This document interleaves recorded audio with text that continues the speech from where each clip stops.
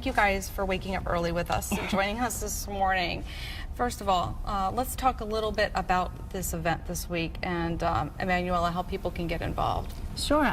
We're going to be gathered at Danbury City Hall at 6:30 in the evening tomorrow, Monday, and we're going to be lighting up City Hall blue to let everyone in the area during the spectrum, and we all have very different challenges, and we want it to be a day where the families can come out. You were saying your child has autism and you wanted to get involved in this. Yes, Caillou is 5 now. We got diagnosed with him because it's not a visible disability than he would if it was visible, but we just want people to... And this is a place where parents and family members can go for help, too. Absolutely.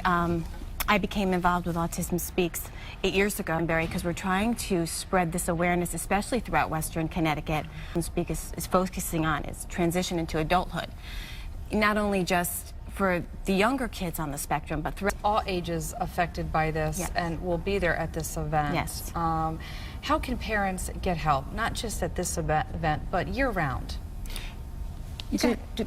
I'll just jump in. There's something about their child wasn't right, and sometimes the school systems don't have the resources. I was fortunate enough to do a lot of research online and come across the Yale Child Study Center. That's where we were diagnosed. I think the best thing to do is, if you feel that there's something with your child that needs to be checked out, jump on that gut feeling.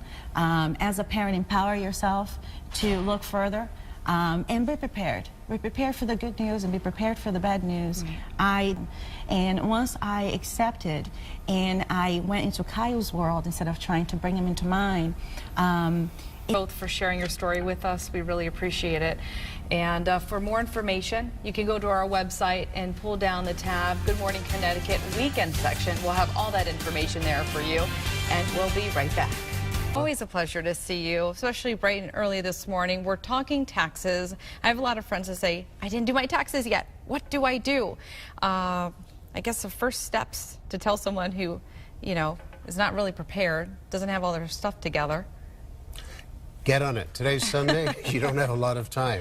But we've got some really... Good morning, Noelle. This is a new way to give gifts. Maybe they've done it for a while. I haven't really heard of it.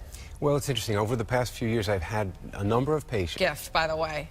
I think it's if you know your partner, you know, you kind of... If you're comfortable enough doing that, right? Right. It's not an easy conversation for a stranger to walk up to someone else, of course, but you know... Some other things that you can give.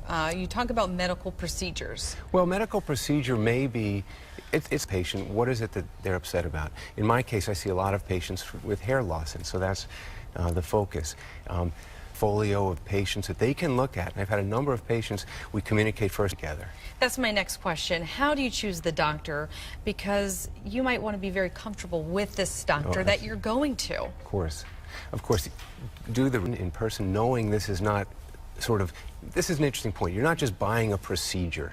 You're not just saying, here's your filler, here's your... And is how involved should you be with your husband or boyfriend or loved one in a procedure like this? How involved should the partner... Yeah, the partner who's giving the gift. Well, I think initially picking up